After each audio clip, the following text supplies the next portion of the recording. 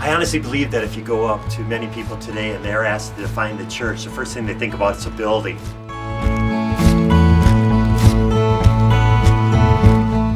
The problem, if that's your definition though, is church can become very ritualistic, dry, and someplace you just go for an hour a week and then go home with no real change or effect in your family or society we live in.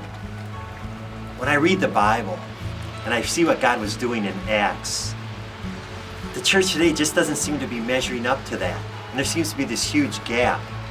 And I think one of the big differences is the church was defined as people in the book of Acts instead of a building.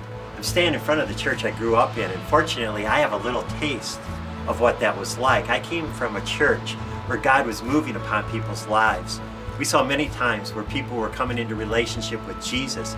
In fact, there was one time, 1 out of every 2 people in our town were probably part of our church.